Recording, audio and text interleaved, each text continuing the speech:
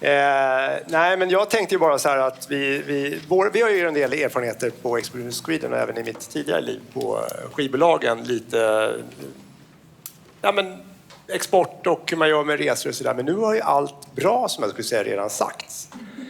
Ackumulerat av alla de fantastiska experterna, för att säga, som var här framme. Så att faktum är att jag tror nästan varenda punkt så att säga, har någon nämnt. Jag blev så glad över att höra det. Det var inte en som nämnde alla dock, utan tillsammans. Men jag tänkte visa den här först. Och det här är ju streaming. Vi gjorde en ganska stor rapport under pandemin. Där vi lät en Spotifys gamla chefsekonom Will Page, en skotte, och en gammal chef på PRS, alltså STIM i Storbritannien, sätta ihop en rapport åt oss som berörde massa saker. Och det handlar väl mycket om att liksom ge tips till beslutsfattare och myndigheter hur exportkontoret egentligen kan jobba om vi får lite mer medel. Men då tog man ju fram massa siffror. Man hade bland annat tillgång till ett tidsfönster, man hade tillgång till alla Spotify-siffror, man hade tillgång till alla STIM-siffror, man hade tillgång till alla SAMI-siffror och IFPI-siffror bland annat. Och den här håller vi på att uppdatera nu. Den sträcker sig fram till en bit förbi 2020 och den vill vi ha ända fram till idag. Så han ska fortsätta. Men trenden är ju, det här är streaming i Sverige från det börjar funka ungefär 2013-2014. Där det liksom verkligen. Och det ligger ju egentligen ganska konstant. Det här mörkgröna fältet där nere. Det ökar lite. Vi har haft en ganska stor befolkningstillväxt i Sverige, men vi är ändå bara 10 miljoner. Vi har våra familjekonton. Det kan inte hända så mycket mer. Man kan höja priset, det tror jag de flesta inte vill på streaming när det gäller musik. Men exporten, den ökar konstant och vi vet att det fortsätter upp så här. Och det beror på att det tillkommer mer konton och det tillkommer mer territorier, fler länder. Vi har jobbat länge i Mexiko, nämndes här på seminariet. Och dels är de väldigt bra fans där. De älskar musik i Mexiko. Men de är också väldigt många människor. Det är ingen som vet hur många som bor i Mexico City. På riktigt. Jag tror inte att det är en större stad än Tokyo med 40 miljoner. Men det kan vara hack i häl. Det finns många andra platser i Latinamerika, Asien. Vi kommer att göra vårt första nedslag i Indien i höst. Där är ju väldigt mycket människor, en väldigt stor medelklass. Man har kanske behövt vara med i en Bollywoodfilm förut för att komma in i en bröllopsscen eller någonting. Men nu är streaming öppet där. Indiska plattformar och även Spotify. Så att gatekeepers är liksom borta. Men på något sätt måste man ju, det räcker ju inte med att ligga där. Det släpps ju 100 000 låtar om dagen på Spotify. Så man måste ju nå ut. Men jag tycker ändå det här är väldigt positivt och visar hur värt det är att jobba med export. För även när de här territorierna öppnas upp för streaming, mycket jazz och så här i rummet, där man kanske har problem med streaming. Men ett exempel som Mexico City, eller Mexiko som land i stort, är att när streaming kom in så fixades också livescenen till. Att man får faktiskt betalt, att det blir lite mer ordning. Sen är det massa problem kvar med streaming också att lösa. Man får inte glömma att det är en väldigt ny affärsmodell. Som säkert kommer ta flera år till innan alla känner att det är rättvist och att det sitter. Men jag vill bara visa den här, för det är positivt. För det här kommer fortsätta så här. Det öppnas nya territorier jämt. Och Sverige, ja men vi är här. Det kommer inte hända så mycket mer. Tror vi. Mexiko är ju ett jättebra exempel. För när jag går in och tittar på svenska artister, nästan vad som helst. Det kan vara ett black metal-band, Marduk. Eller det kan vara Ludvig Göransson med hans tv-seriemusik. Eller det kan vara Tove Lo, så är ofta Mexico City nummer 1, den staden där man streamar mest. Och sen kommer Santiago, och sen kommer Los Angeles, sen kanske Helsingfors kommer, och sen kommer lite oddballs under. Men de är ofta tidiga. Och det är för att det är så mycket människor. Sverige är också, och det här har vi kollat upp, fortfarande en av världens enda 3 nettoexportörer av musik. Och med det menas att vi tar in mer pengar. Till exempel i det här fallet, men jag tror att det är STIM vi kollat. Det ser likadant ut på Sami. Vi tar in mer pengar än vi betalar ut. Och de 2 andra länderna är ASCAP och BMI är ju USAs, precis, tack. PRS, stort tack. Nu finns det en 4:e. Vi ligger kvar på samma position, verkar det som. Men det finns en 4:e. Vilken är det, tror ni? Yes! Hasse, guld. Och det är ju ganska enkelt egentligen. Det var jättebra svarat. Det var svårt. Men om man tittar på Billboard-listan i USA till exempel så är det massa K-pop där. Så det är inte... Sydkorea är 57 miljoner, ett stort land. Det skulle vara gott nog att ha en hit där. Men eftersom de exporterar så mycket musik numera och det är så mycket collabs med andra så blir det värt. Så det kommer nog vara att vi säger att vi är 1 av 4 framöver. Men jag tycker det är fantastiskt ett land med liksom 10 miljoner människor att vi liksom får ut så mycket musik. Och vi lyssnar ju ändå på väldigt mycket internationell musik i Sverige. Så att, även om det har minskat i hela världen. Det blir mer och mer nationell musik. Hur når man utanför Sveriges gränser och hur bygger man upp det själv? Nätverken tog jag faktiskt från ett annat seminarium, den här sliden.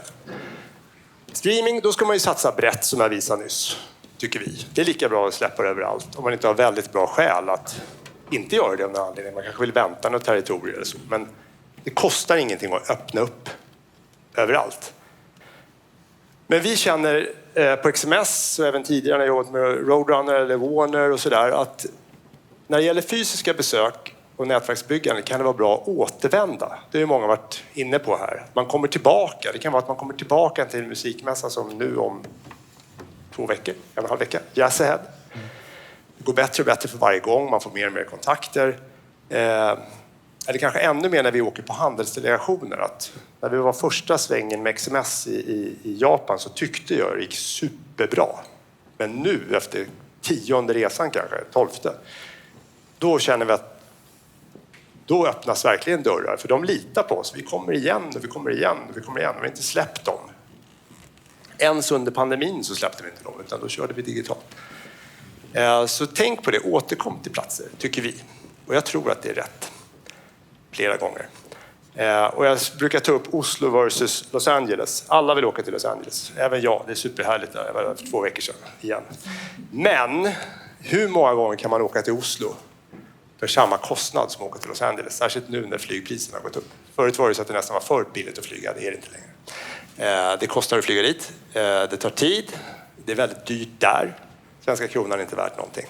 Men som sagt, Oslo, det behöver inte vara Oslo. Det kan vara Helsingfors, det kan vara Berlin, det kan vara Amsterdam. Det finns många platser som är närmare. Och jag sa till och med till en manager en gång, en kvinna som ringde mig och sa att vi behövde resestöd för att åka till Los Angeles för att bygga upp någonting. Och jag menar, det typer av resestöd har inte vi. Vi har överhuvudtaget inte särskilt mycket resestöd. Men då föreslog jag, och det var inte för att vara elak utan för jag tror att det var rätt. Åk dit på semester i 2 veckor så har det gjort. Då har du varit där. För det är det som många har som sin målbild. Sen kanske man ska börja i Norden, Europa och sen är man färdig för att komma dit. För där är det rätt hårt att komma in. Alltså, sen om man jobbar med synk, att det är det som är det viktigaste, då kanske man ska börja där. Men som artist kanske man inte ska börja där, tycker vi. Sen finns det ju saker som talar emot det. Northern Resonance till exempel som nästan började där. Fantastiskt tycker vi. Vad har vi mer då? Ja, samla in information innan ni åker. Det här har ju många sagt. Gör hemläxan innan ni åker på musikmässan. Och då vill jag såklart skryta om våra landsguider och exportguider. Vi har också något som heter XMS Spaning som Josef sätter upp, som är som ett litet magasin där liksom nyheter på olika områden, digitalt, live. Följa det och scanna av det lite så snappar man upp ganska mycket dit man ska. Men landsguiden är en bra början. Och vilka andra artister funkar på platsen? Det är ganska bra om man vill cut some corners. Kolla på tidigare framgångar, det behöver inte vara svenska, som funkar i ett land. Vilken typ av metal funkar i Tyskland? Ja, dåligt exempel, nästan all typ av metal. Men det finns ju andra platser. Och sen förbered er, som sagt, genomför mässan och följ upp efteråt. Och där är ju alltid, det är ju många som varit inne på här idag. Hur länge väntar man? Kastar man sig på luren direkt när man kommer hem? Och telefon är inte så dumt, som du sa. Vi som är lite äldre, det finns en telefonskräck i samhället idag. Jag brukar säga, mail, inte så viktigt. SMS, det börjar bli viktigt. Telefon, då är det jäkligt viktigt. Och får man någon att svara, då får man ju en ganska bra direktkontakt.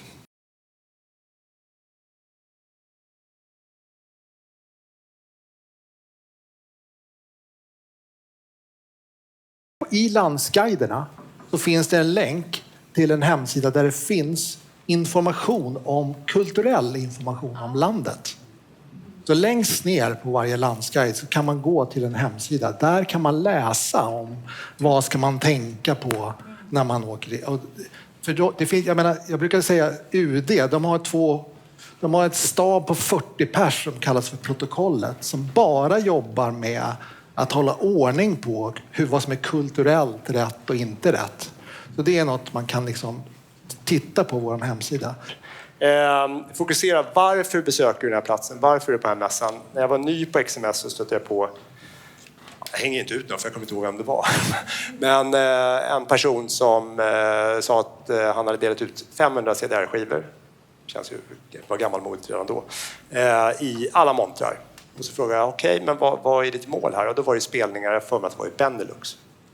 Så bestämmer varför ni åker till Yazzle eller Womex. Ja, men nu är det viktigt med att spela på Balkan. Ja, men boka upp de 10 mötena då. Och så blir resten bonus. Resten är bonus. Så att ni har ett mål när ni åker någonstans.